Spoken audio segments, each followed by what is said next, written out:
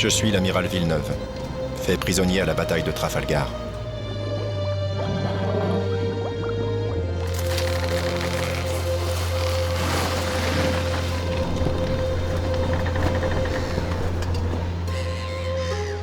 Six mois de captivité en Angleterre. Mais aujourd'hui, je suis libre. Libre de rentrer en France, à bord de ce navire parlementaire. Libre de me justifier enfin auprès de l'empereur. Je n'avais qu'un seul défaut, disait-il. Je ne savais pas désobéir. Eût-il donc fallu contrevenir à ses ordres?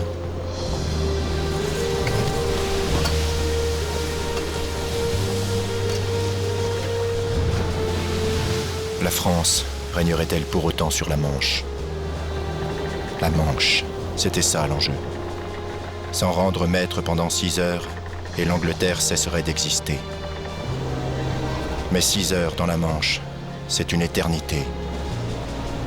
L'empereur acceptera-t-il seulement de m'accorder une audience? Je sais que la presse a reçu l'ordre de ne rendre aucun compte de Trafalgar, mais on ne me réduira pas au silence. Je saurai me défendre. Je ferai cesser les propos infamants qui salissent mon honneur, ma famille, mon épouse. Il faut qu'il m'écoute. Il va m'écouter.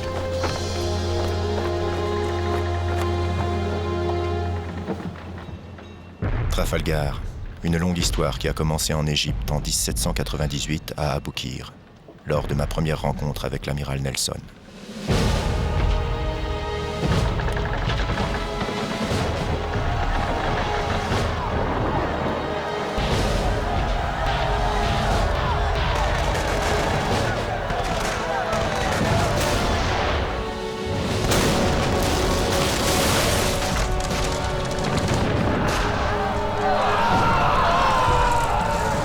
La flotte anglaise nous a poursuivis à travers la Méditerranée et a fini par nous surprendre dans la rade d'Aboukir, sur la côte égyptienne.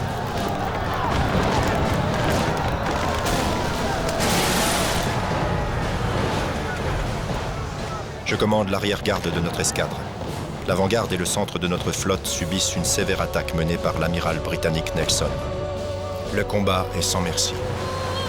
Les hommes sont à leur poste. L'ardeur de notre escadre s'oppose à l'agressivité anglaise. Mon équipage bout d'impatience. Ils sont prêts à en découdre avec l'anglais. Mais je n'ai reçu aucun ordre. Je ne puis intervenir. Les Anglais nous encerclent. Nous ne l'imaginions pas. Ils ne combattent pas en ligne, comme il est d'usage en Europe. Pourtant, tout là-bas, j'aperçois leur navire amiral, commandé par Nelson. Un chef, suffisamment téméraire pour prendre le risque d'une attaque de nuit. Sa haine à notre encontre le porte à toutes les audaces. Il n'a qu'une idée, nous détruire. Détruire Bonaparte. Mais Bonaparte n'est pas là. Voilà plusieurs jours qu'il a débarqué sur le sol égyptien avec le reste de son armée.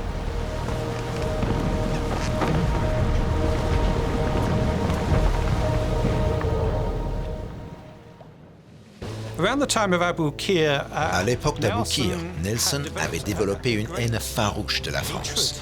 La France était en guerre avec l'Angleterre depuis des centaines d'années, c'était l'ennemi. Et la Révolution française était considérée comme particulièrement déplorable.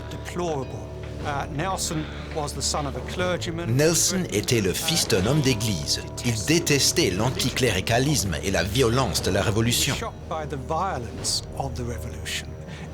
Nelson pensait que Napoléon était un aventurier, qu'il perturbait la paix en Europe et qu'il devait être arrêté.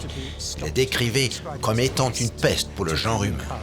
Nelson est le prototype, je dirais, de l'officier de marine britannique, rentré dans le corps à 12 ans, ayant fait donc toutes ses classes en mer. Mais Nelson n'est pas, est certes le fils d'un petit pasteur, mais il est quand même l'arrière-petit-neveu du Premier ministre Walpole. Et d'autre part, son oncle était amiral et un des hommes les plus puissants de la Royal Navy.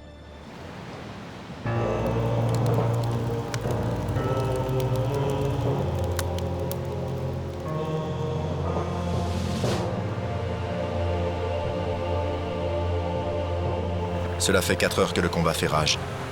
Nos hommes meurent sous les canons anglais. Nul ne peut compter les pertes. Notre escadre est décimée. Je n'ai toujours pas d'ordre. Notre impuissance a la couleur de la honte, mais nous sommes face au vent, tous liés les uns aux autres pour mieux conserver notre classique ligne de bataille.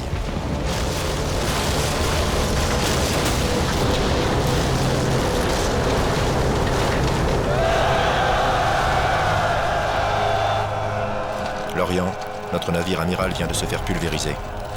La moitié de nos forces navales est déjà perdue. Que dois-je faire?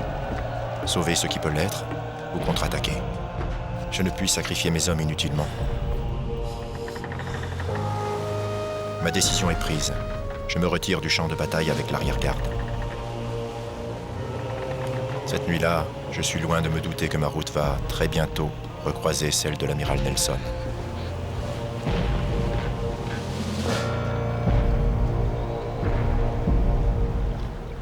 On a perdu 80% du corps de bataille français à Aboukir.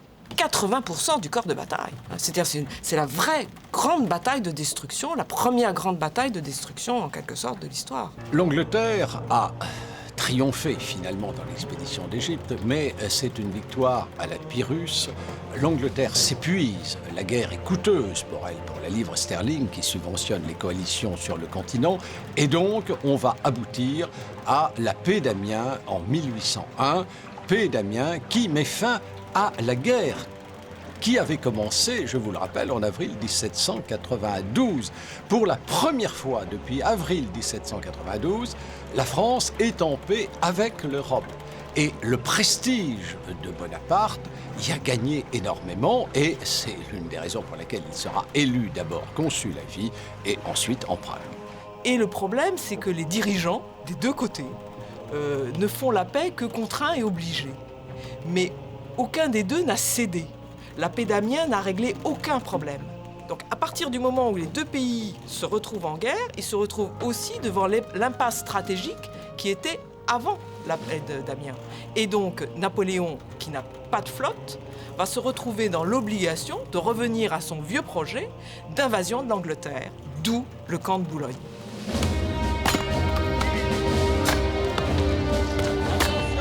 Une paix durable avec l'Angleterre, la plupart de mes concitoyens n'y croient guère. Nos deux nations sont par tradition ennemies.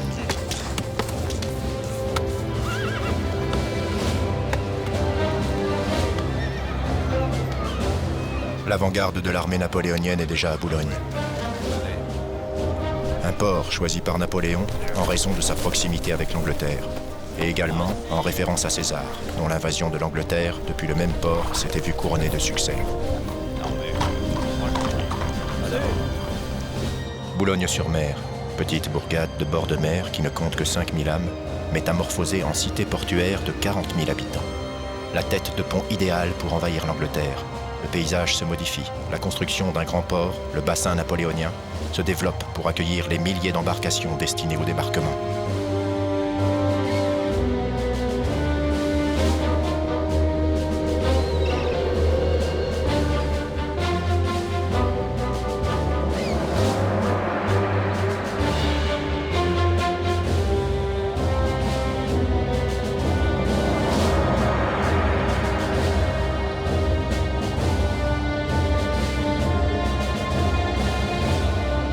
Bonaparte révèle le fond de sa pensée à l'ambassadeur britannique. Vous avez une marine qu'en 10 ans d'efforts consécutifs, je ne pourrais égaler, mais j'ai 500 000 hommes prêts à marcher. Une descente et un séjour de 2 mois en Angleterre serait pour la France une paix de 100 ans.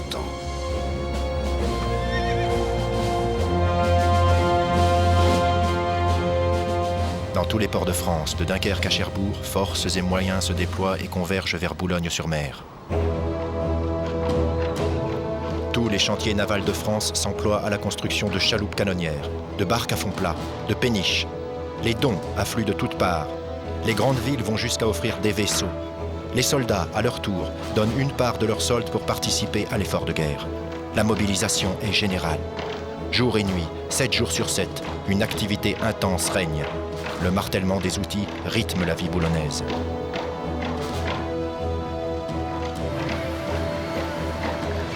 Sur toutes les lèvres, bientôt, le secret se répand. Une immense flottille de 2000 embarcations, affectée au transport de troupes armées, rendra possible l'invasion. Ce projet suscite un véritable engouement populaire. L'espoir de vaincre l'Angleterre, de prendre enfin notre revanche, donne à tous du cœur à l'ouvrage.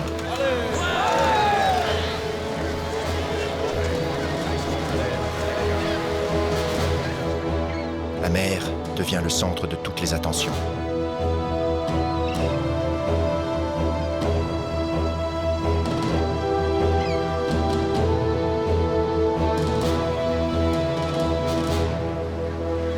Certains historiens soutiennent que la menace d'un débarquement était un énorme bluff qui aurait permis à Napoléon de concentrer et d'entraîner une immense armée au camp de Boulogne sans éveiller la méfiance de l'Autriche et de la Russie, ses véritables adversaires.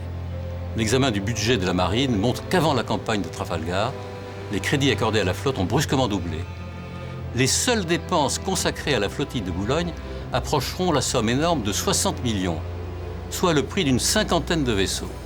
C'est un bluff très cher et vous avez réuni au camp de Boulogne la meilleure armée française.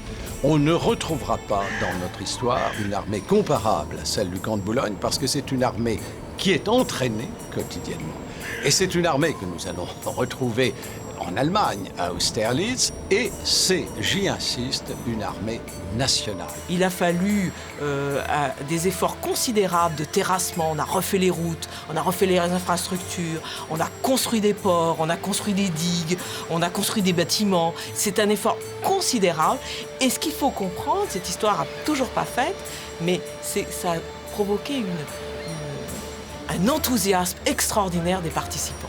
Car ils étaient tous jeunes, ils y croyaient tous, et tous les jeunes ingénieurs, artilleurs, etc. se sont donnés à fond dans ce projet.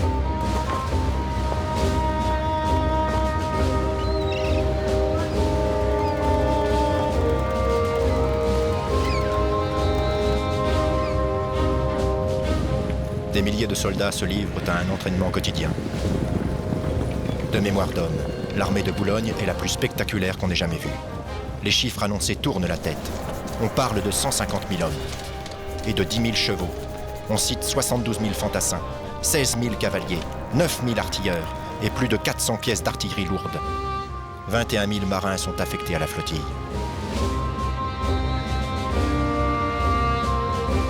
L'ambitieux dessein est sur le point de se concrétiser.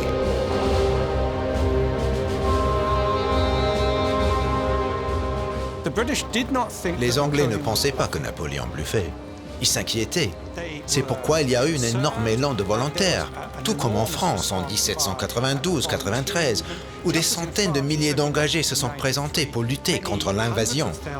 Il s'est passé la même chose en Angleterre, en 1803-1804. La construction du camp de Boulogne suscitait beaucoup d'inquiétude en Angleterre. Ils savaient que c'était la meilleure armée d'Europe qui se tenait face à eux de l'autre côté de la Manche.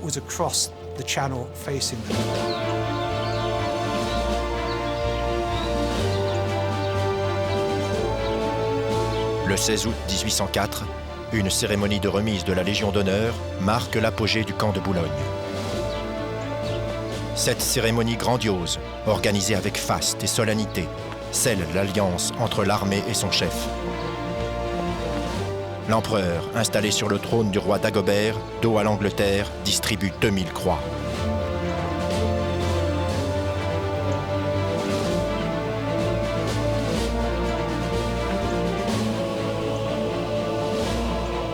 Distinguant les hommes de valeur dans un monde résolument nouveau.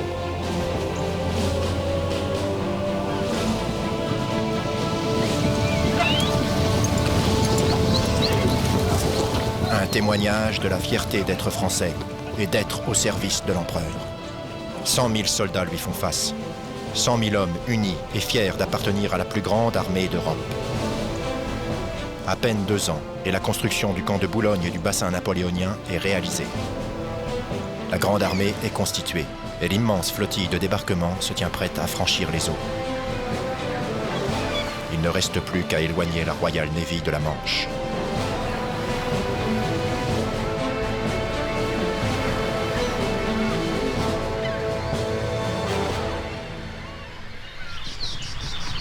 Bien loin de la Manche, c'est sur ma terre natale de Valençol, en Provence, que j'apprends ma nomination. Me voilà appelé au commandement de la flotte de Toulon, succédant à l'amiral Latouche-Tréville, décédé de façon prématurée, Commandant intrépide et homme de renom, je ne peux qu'être sensible à l'honneur qui m'est fait. J'espère me montrer digne de cet héritage. Je sais que son équipage, conquis par son tempérament haut en couleur, le suivrait au bout du monde s'il le demandait.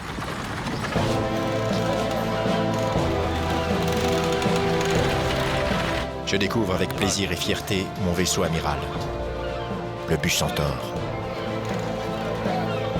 Un superbe de pont, rutilant, majestueux, fort de 80 canons et d'un équipage aguerri, une rareté par les temps qui courent.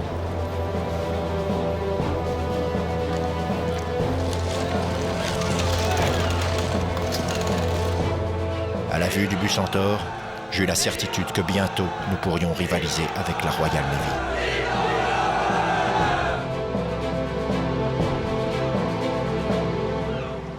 C'est au début du mois de mars 1805 que Napoléon met au point la manœuvre qui doit permettre l'invasion de l'Angleterre. Ce plan a souvent été qualifié de génial. Il prend en compte l'entrée en guerre de l'Espagne à nos côtés. L'empereur dispose ainsi d'une trentaine de vaisseaux supplémentaires. Son idée magistrale est d'opérer aux Antilles, loin des yeux de l'ennemi, la concentration de toutes les forces de haute mer franco-espagnoles disponibles, puis de leur faire rallier l'entrée de la Manche. Les Antilles étaient de loin le lieu le plus évident où frapper. C'était la principale ressource économique de l'Empire britannique. C'est de là que provenait la majeure partie de l'argent que les Anglais utilisaient pour combattre. Si Napoléon les frappait à cet endroit, il aurait frappé l'économie britannique en elle-même, ainsi que l'Angleterre en sa position de banque de l'Europe. C'était l'endroit le plus vulnérable de l'Empire depuis la mer. C'était la zone que les Anglais redoutaient le plus de voir attaquée par les Français. Les Anglais, surpris par ces mouvements, ne manqueront pas de disperser leurs forces et ne pourront s'opposer à la progression triomphale jusqu'à Boulogne de l'immense armée navale. Pour atteindre cet objectif, il est demandé à l'escadre de Rochefort, commandée par Missiessy, déjà présente aux Antilles, d'attendre sur place, à la puissante escadre de l'amiral Ganthaume à Brest, d'appareiller sans combattre et d'aller débloquer au Ferrol les escadres françaises et espagnoles qui s'y trouvent avant de gagner Fort-de-France. À l'escadre de Toulon, commandée par Villeneuve, de sortir de Méditerranée, de rallier au passage à Cadix l'escadre espagnole de l'amiral Gravina et de rejoindre lui aussi Fort-de-France.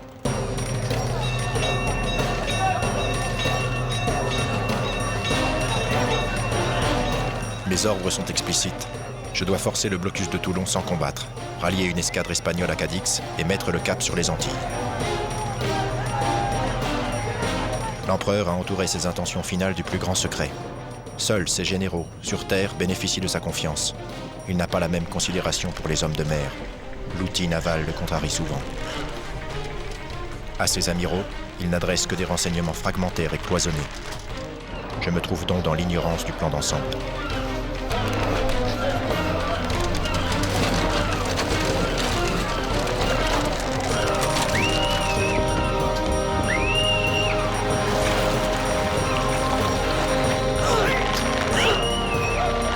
Mais je suis un officier, accomplir mon devoir, savoir taire mes réserves, faire fi de ce que je ne sais pas, si Sa Majesté l'exige.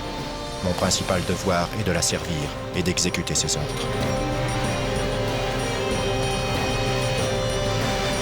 J'ignore que mon destin, le destin de la marine française, le destin de l'Angleterre est en train de se jouer. J'ignore que l'objectif de notre voyage aux Antilles vise à forcer les Anglais à dégarnir la Manche pour se lancer à notre poursuite. Leur grand nombre de vaisseaux les autorise à établir un blocus rapproché de tous nos grands ports. Leurs escadres nous surveillent. Je profite des mouillages des vaisseaux de l'amiral Nelson en Sardaigne pour prendre le large. J'en suis certain, il ne m'a pas vu. L'histoire se répète. Comme à Aboukir, j'échappe à Nelson.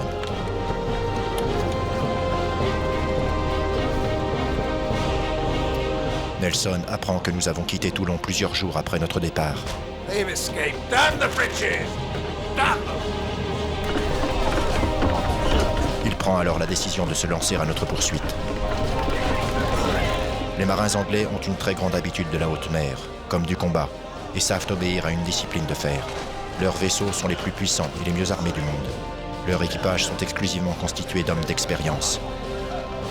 Mais, mal informés, convaincus que nous avions mis le cap sur l'Égypte, Nelson ordonne à toute sa flotte d'appareiller dans la mauvaise direction. Il perd notre trace. Il s'écoule alors 3 semaines avant que Nelson apprenne que nous sommes en route vers les Antilles en compagnie de la flotte espagnole que nous avons bien ralliée à Cadix.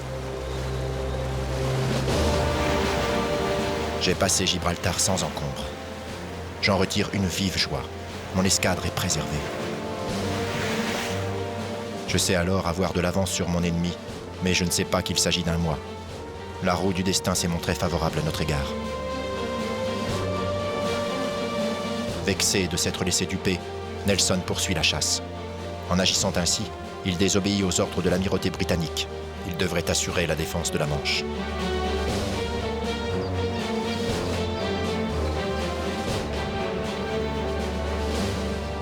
Nous sommes arrivés à Fort-de-France, mais nous n'avons toujours pas la moindre idée de l'objectif final.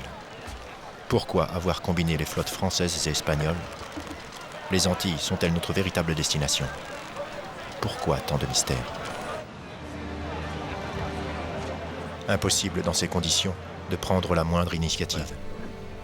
Dans l'attente de nouvelles instructions, je suis conscient que Nelson peut arriver d'un instant à l'autre.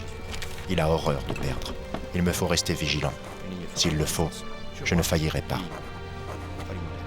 J'ai étudié toutes ces batailles. Je comprends sa tactique et je sais comment il combat. Notre séjour à la Martinique se prolonge, et toujours aucune nouvelle de l'empereur.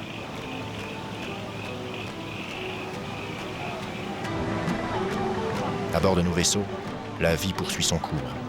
La nostalgie du pays nous saisit parfois.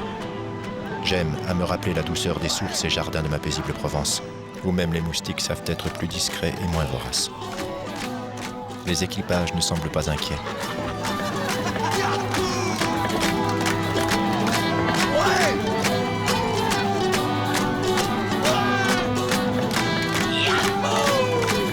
Et moi, je guette. J'espère la venue d'une frégate qui me transmettra de nouveaux ordres. La campagne de Villeneuve a bien débuté. Il a pu sans encombre sortir de Toulon, débloquer l'escadre espagnole de Cadix et gagner Fort-de-France. Nelson, complètement égaré, a perdu un temps précieux en Méditerranée centrale et a passé Gibraltar avec 1 mois de retard. Mais les autres parties du plan génial se déroulent moins bien. Missiessine peut être alerté à temps et rentre en Europe. Ganthaume, face à un blocus vigilant, ne peut appareiller sans combattre. Il faut donc modifier le plan initial. Depuis l'Italie où il séjourne, l'empereur échafaude d'autres combinaisons. Villeneuve devra, après avoir ravagé les Antilles anglaises, faire route sur le Férol, puis sur Brest, pour y débloquer les forces alliées présentes dans ces 2 ports. Grâce à ces renforts, il pourra pénétrer dans la Manche et se présenter devant Boulogne. Comment Napoléon faisait-il pour donner ses ordres à ses escadres? Il faut penser que Napoléon n'est pas forcément à Paris. Il se trouve à Milan, il se trouve à Lyon, pendant toute cette période de la campagne de Trafalgar. Donc il faut qu'il commence par envoyer des messages jusqu'à Paris, qui vont prendre 10 jours. Ensuite, que ces ordres arrivent jusqu'à un port, Rochefort en l'occurrence, qui est le mieux placé, qu'ils soient embarqués sur une frégate, ou plusieurs frégates, parce qu'on n'est pas du tout maître des mers, loin de là, et qu'on court de très grands risques de devoir intercepter ces communications. Donc on va envoyer 2-3 bateaux vers l'escadre qui se trouve aux Antilles, qu'il faudra trouver, on ne sait pas exactement où elle est, donc des aléas extraordinaires et de très grandes difficultés de communication qui sont à la fois pas sûres et très lentes. Ainsi, notre présence à la Martinique fait partie d'un plan de diversion aussi vaste qu'aléatoire. Il nous faut mettre cap sur Boulogne-sur-Mer, préparer l'invasion de l'Angleterre. Privé de 2 atouts présumés, l'escadre de Ganthaume et de Missiessy. L'empereur a du mal à se concentrer sur un seul objectif. Il s'éparpille et court plusieurs lièvres à la fois. Non content de préparer l'invasion de l'Angleterre, il veut aussi attaquer les possessions anglaises aux Antilles. À Antigua, nous arraisonnons un convoi marchand britannique. En attendant le rapport sur l'interrogatoire des prisonniers, je me rends à l'infirmerie prendre des nouvelles des malades. Comment se portent les hommes? Bien, ils sont de plus en plus nombreux. Pas du tout, amiral. On a de gros problèmes sur le bateau. Courage, soldats. On va s'occuper de vous. Bien. Amiral, un message vient d'arriver pour vous. Enfin, mon chef d'état-major me remet le rapport d'interrogatoire des prisonniers anglais.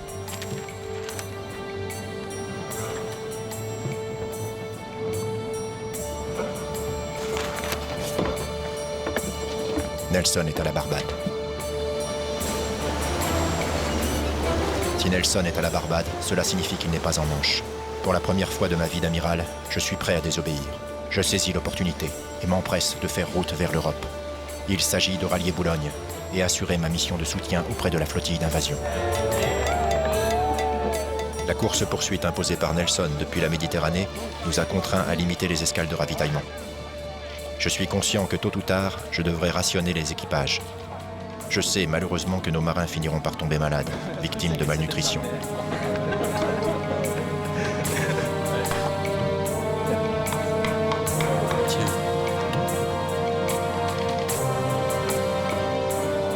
Alors que, derrière nous, les Anglais, grâce à une expérience inégalée des longs séjours en mer, n'ont aucun souci d'approvisionnement. La fin de notre retour en Europe est laborieuse. Le mauvais temps est de la partie. À des périodes de vent inexistants, se substituent des périodes de tempête. Notre morale en est affectée.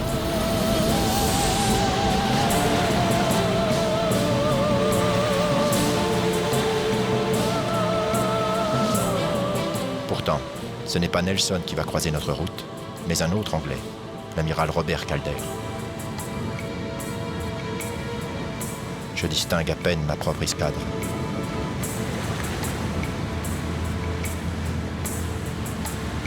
Il règne une purée de poids incroyablement dense, mais cela ne nous arrête pas.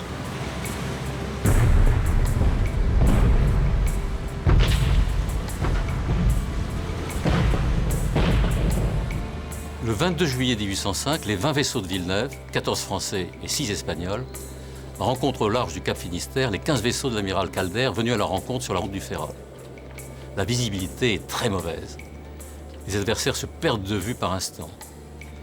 La rencontre gardera dans l'histoire le nom de combat des 15-20, par allusion au nombre des adversaires, mais aussi en référence à l'hospice des 15-20 fondé par Saint-Louis en faveur des aveugles. Les Franco-Espagnols semblent prendre l'avantage. Puis les adversaires se perdent de vue dans la brume. Le lendemain matin, Villeneuve constate que 2 vaisseaux espagnols ont disparu. Et donc, automatiquement, il se laisse totalement déstabiliser par la quantité des malades, par le mauvais état du matériel, etc. C'est le signe qu'il est peu sûr de lui-même, et donc, et automatiquement, il va interpréter les ordres qui sont très larges, car Napoléon avait prévu différents ordres. Donc, soit il remontait vers Brest et il prenait l'escadre de Brest pour aller vers Boulogne. Soit il remontait, il a même envisagé de passer dans le nord de l'Angleterre. Soit si des événements qui sont absolument impondérables intervenaient, eh bien il avait l'autorisation d'aller à Cadix. Et c'est la multiplicité des choix qui a finalement déstabilisé Villeneuve et lui a fait choisir eh bien, le choix le plus facile, qui était de retourner à Cadix. En proie au désarroi, je choisis cette option puisque j'en ai le droit. Je ne crois plus en la réussite de ma mission, mais camoufle mes sentiments.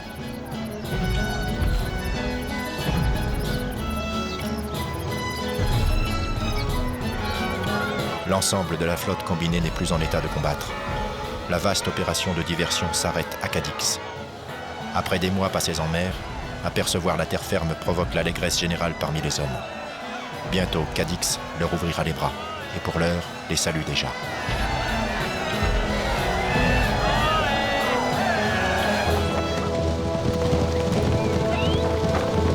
Au même moment, la grande armée tourne le dos à la Manche. L'empereur, désespérant de me voir arriver à Boulogne, modifie ses plans. Il vise l'Europe centrale, où les armées russes et autrichiennes l'attendent de pied ferme. Dans quelques mois, ils seront sous le soleil d'Austerlitz.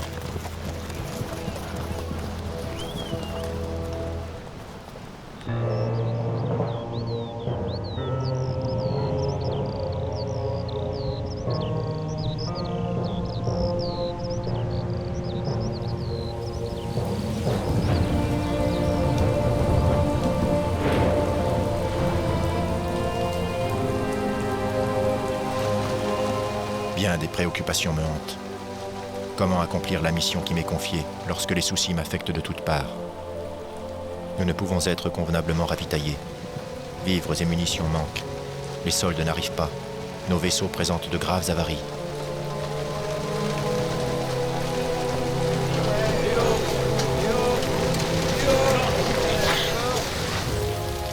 L'infirmerie et les hôpitaux ne désemplissent pas. Scorbut, dysenterie, maux de poitrine, infections. Les marins manquent à l'appel par centaines. À cela s'ajoute l'inactivité.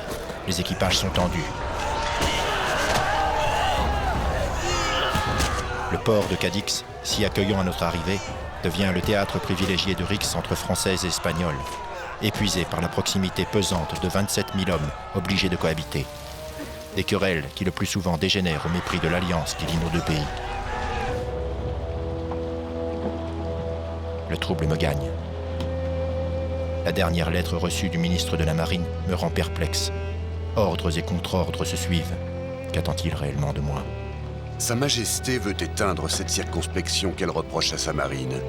Ce système de défensive qui tue l'audace et qui double celle de l'ennemi.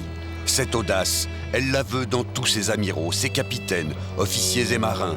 Et quelle que soit l'issue, elle promet sa considération et ses grâces à ceux qui sauront la porter à l'excès. Elle compte pour rien la perte de ses vaisseaux si elle les perd avec gloire. Et si l'ennemi se présente de cette manière devant Cadix, elle vous recommande et vous ordonne de ne pas hésiter à l'attaquer.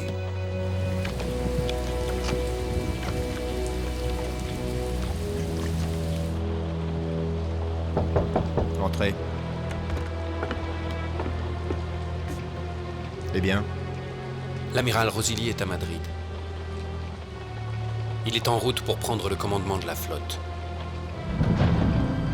Lorsque Napoléon apprend que Villeneuve est à Cadix, c'est-à-dire que ça lui est confirmé, donc il est foudrage. Foudrage. Il n'a plus confiance, il a insulté, et il décide qu'il faut le relever de son commandement, qu'il est indigne d'avoir ce commandement. Il choisit l'amiral Rosilly, qui n'a pas vu la mer depuis 15 ans, qui est directeur du dépôt des cartes et plans. Donc on l'appelait le vieux Rosilly. Mais curieusement, alors là, il y a quelque chose qui est tout à fait étonnant, c'est le pari insensé que va faire Napoléon, parce qu'il va faire semblant de confirmer Villeneuve dans son poste, lui donner une nouvelle mission, qui est d'entrer en Méditerranée, tout en disant à Decrès, vous allez envoyer l'amiral Rosilly à Cadix pour remplacer Villeneuve, mais vous ne préviendrez pas l'amiral Villeneuve. Dans l'esprit de Napoléon, Villeneuve est tellement pusillanime qu'il n'appareillera pas et que donc Rosilly pourra le remplacer à temps. Et par une suite de circonstances extraordinaires, une avarie de voiture à Madrid notamment, un essieu qui casse et qui retarde Rosilly arrivera 3 jours après l'appareillage de Villeneuve. Quand Decrès ne prévient pas, entre guillemets, Villeneuve, je crois, et il lui a envoyé cette fameuse lettre dans laquelle il le pousse à l'action, je crois que Decrès n'a pas compris à quel point de rupture est arrivé déjà Villeneuve. Je crois qu'il pense lui laisser une chance.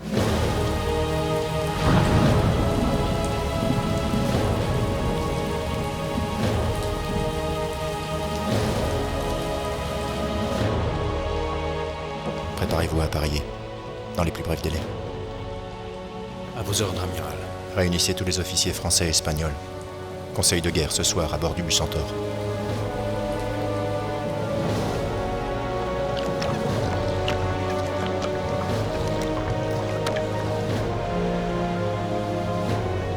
Les officiers, et particulièrement les Espagnols, ont toujours manifesté un vif désaccord à l'idée d'une attaque frontale avec les Anglais. L'amiral Gravina prône l'hivernage à Cadix. Il évoque le mauvais état de notre flotte et ne veut pas entendre parler d'une sortie. Je sais bien qu'il défend les intérêts espagnols, quelque peu différents des nôtres. Je dois tous les convaincre. Mettons de côté toute frilosité. Le rapport de force est pour une fois en notre faveur. Le temps est bon.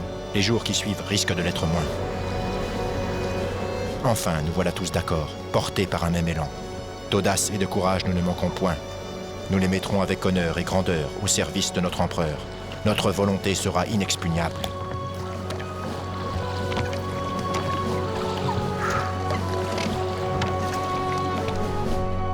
Faire fi des problèmes et reprendre la mer, tel est le souhait le plus cher de nos équipages. Nous partons au combat. L'enthousiasme des marins, des canonniers, des mousses, des officiers se répand telle une traînée de poudre.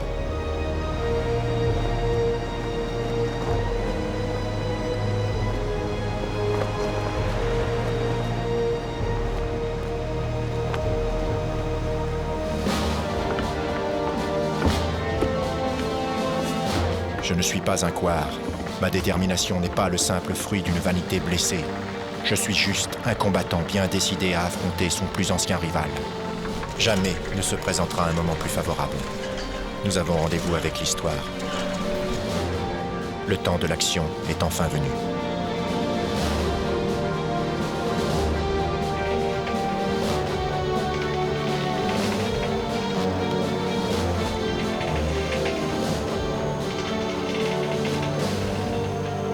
Il faut ici détruire une vieille légende. À Trafalgar, Nelson n'a pas surpris ses adversaires par une tactique novatrice qui les aurait frappés de stupeur. Plusieurs mois à l'avance, avant même d'avoir appareillé de Toulon, Villeneuve avait décrit à ses capitaines avec une lucidité extraordinaire la manière dont Nelson prononcerait son attaque. Les Anglais ne se contenteraient pas de venir placer leurs vaisseaux sur une ligne parallèle à la nôtre, comme le voulaient les vieux usages. Ils se formeraient en colonne perpendiculaire à notre ligne et viendraient la couper en plusieurs points pour fragmenter notre dispositif et pour en accabler successivement les morceaux désunis. Villeneuve était tellement conscient des faiblesses de sa flotte qu'il n'imaginait pas, pour contrer une telle attaque, d'autres dispositions que la tenue d'une ligne de fil la plus serrée possible. Toute autre manœuvre lui semblait trop compliquée pour une flotte sans entraînement et dont certaines unités appareillaient pour la première fois avec des équipages improvisés. La tactique de Nelson comportait pourtant un grave inconvénient. Les unités placées en tête des colonnes devaient supporter pendant plusieurs minutes et sans pouvoir riposter les tirs concentrés de plusieurs adversaires. Mais Nelson savait que le feu des Franco-Espagnols était lent et mal ajusté. Il prenait un risque calculé pour imposer un combat pêle-mêle à très courte distance où les caronades anglaises apportaient un précieux avantage. Les Britanniques, en effet, étaient les seuls à posséder ces canons courts de gros calibre capables de cracher à bout portant des flots de mitraille. Les Anglais furent surpris de rencontrer une résistance aussi forte. Ils avaient conscience de leur supériorité dans les domaines du tir et de la manœuvre. Ils alignaient 7 3-ponts contre 4 seulement chez leurs adversaires. Dans ces conditions, l'avantage pour les Alliés d'avoir 33 vaisseaux contre 27 était bien peu de choses.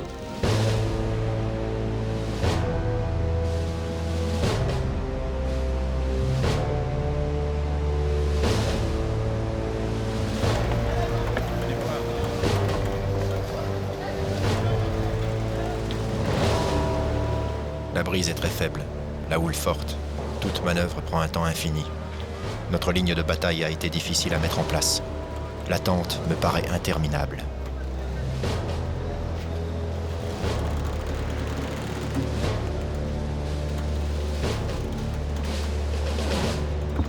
Plus de 3 heures s'écoulent avant que la distance qui sépare nos deux flottes s'amenuise et autorise enfin les premiers tirs.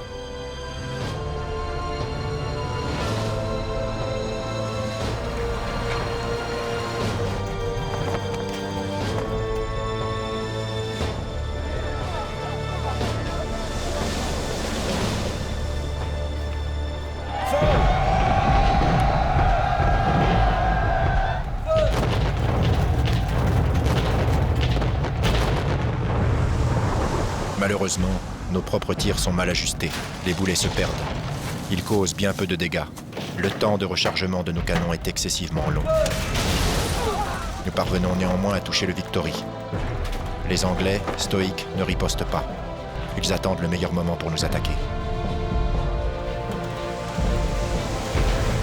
Mon équipage ne dispose pas des meilleures armes, mais d'une grande foi en notre empereur. Soldats!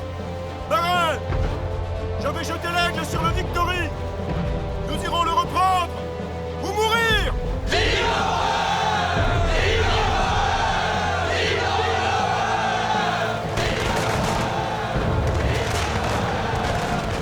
Enfin, le Victory n'est plus qu'à une encablure. Le grand corps à corps va commencer.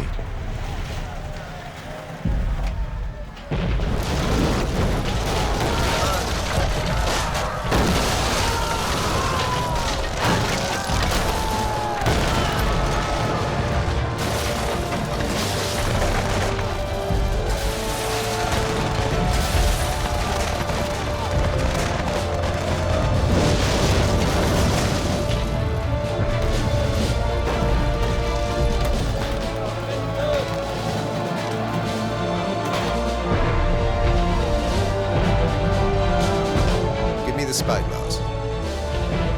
Nelson a réussi à rompre notre ligne de bataille.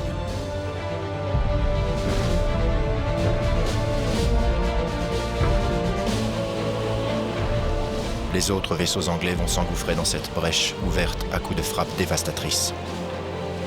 Nelson préfère fondre sur un vaisseau plus vulnérable, le Redoutable, commandé par le valeureux commandant Lucas. Lucas, un brave, qui a pris la peine d'entraîner ses hommes à tirer depuis le haut des hunes. Il sait que les Anglais détestent ces tirs d'altitude. Ils craignent pour leur voile. Des flammes dans celle-ci condamneraient leur vaisseau à l'immobilité. N'oubliez pas l'abordage, commandant. T'inquiète pas, mon gars, je m'en occupe.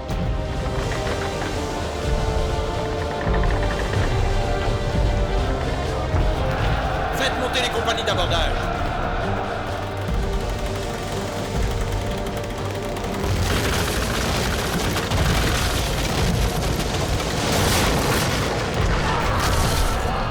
À mon commandement, feu!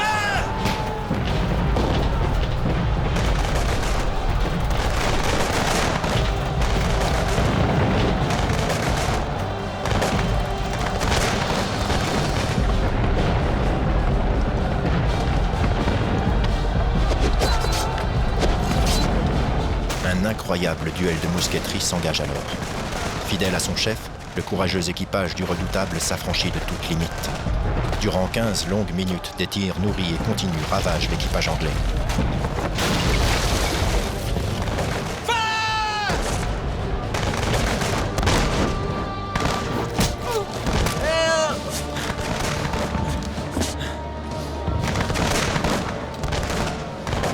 Nelson, touché par la balle d'un tireur d'élite, a demandé que son visage soit recouvert d'un mouchoir. Il ne veut pas risquer de démoraliser son équipage. Malheureusement pour le Redoutable, un vaisseau anglais arrive par l'arrière et ordonne à tous ses canons de tirer en même temps. Une seule bordée, en une seule seconde, et 200 hommes, prêts à bondir sur le Victory, sont fauchés violemment, de dos.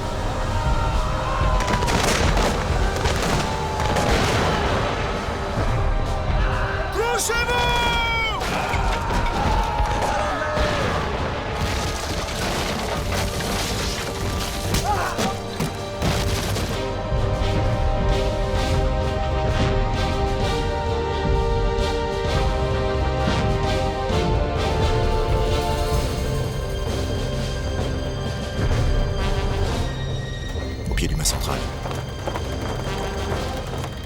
Je décide alors de faire hisser le pavillon numéro 5.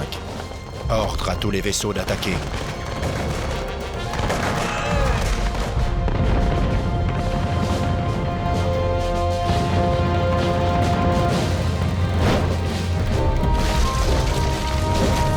Mais les secours ne viennent pas.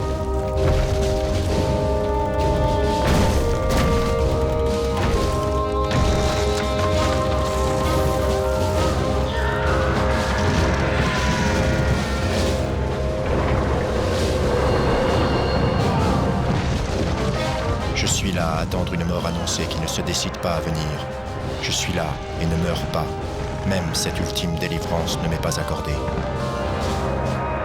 Nelson est arrivé à ses fins. Il a réussi à obtenir le vaste pêle-mêle qu'il souhaitait. Notre ligne est brisée. Les vaisseaux espagnols et français sont désunis. Il se permet désormais d'attaquer à 2 vaisseaux contre 1. Le rapport de force tourne à notre complet désavantage. Le désastre est total.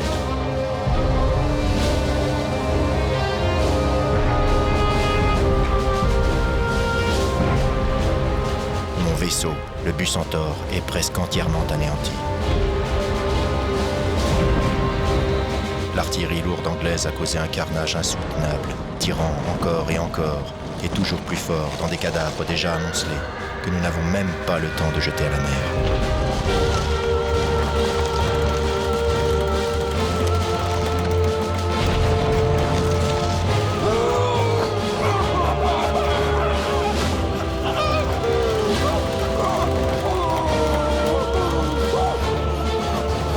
Les chirurgiens sont dépassés. Ils amputent sans discontinuer, en moins de 15 secondes, parce qu'il est nécessaire d'aller vite pour supporter la douleur.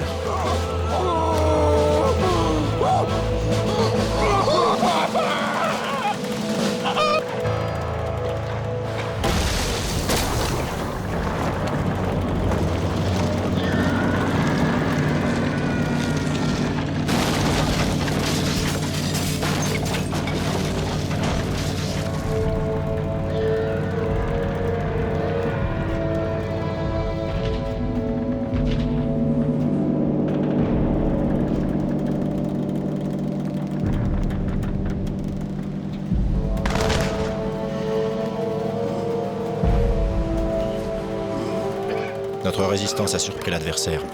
Il pensait le combat de courte durée. Nous avons tenu plusieurs heures. Parvenus sur nos vaisseaux, nos ennemis eux-mêmes sont horrifiés par le carnage causé par leur impitoyable force de frappe. Il est 17h15, la bataille est achevée. Les Anglais perdirent 450 hommes et comptèrent 1200 blessés. Dans notre camp, 4700 hommes laissèrent leur vie. 3000 hommes furent blessés et plus de 5000 faits prisonniers. Des centaines de survivants devinrent sourds. La mémoire collective se souviendra peut-être de la perte du Formidable, du Duguay-Trouin, du Mont-Blanc, du Scipion, du Swiftsure, du San Ildefonso, du Nepomuceno, du Santissima Trinidad, de l'Argonauta, du Berwick, du Fougueux, de l'Intrépide, du Bahama, du Monarca, du San Agustin, du Rayo, de l'Indomptable, du Neptuno, de l'Aigle, de l'Asis, du Redoutable, du Bucentaure et de l'explosion de l'Achille.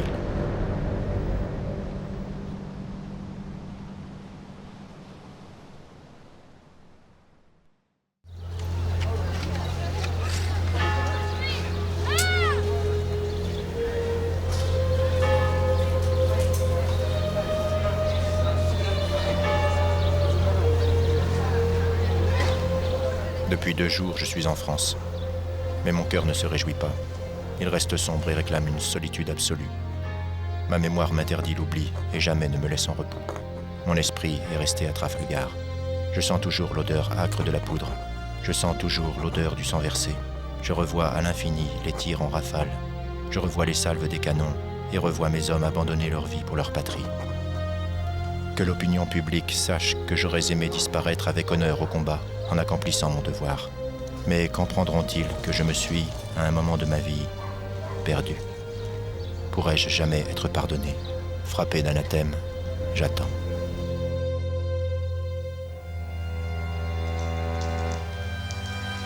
Ma chère et tendre amie, je t'ai annoncé que je comptais attendre ici les ordres du ministre.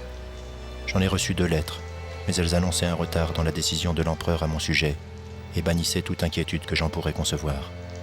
Je prends donc patience, mais tu peux concevoir ma situation et combien mon moral doit en être affecté. Je ne veux voir personne jusqu'à ce que l'empereur ait prononcé sur ma trop célèbre affaire. Je reste dans mon auberge, mais Dieu veuille m'en tirer bientôt, car je n'y résisterai pas. Encore, ma bonne amie, si un court espace nous séparait, je pourrais espérer de t'embrasser. Et, s'il y a quelque possibilité, nous nous joindrons bientôt. Pour moi, j'y volerai. Donne-moi des nouvelles de toute la famille. Je leur coûte bien des larmes. Et à toi aussi. Ah, ma chère amie, sois sûre que j'en ai bien versé de mon côté. Adieu, ma chère et tendre amie. Toujours ton bien affectionné pour la vie. Villeneuve.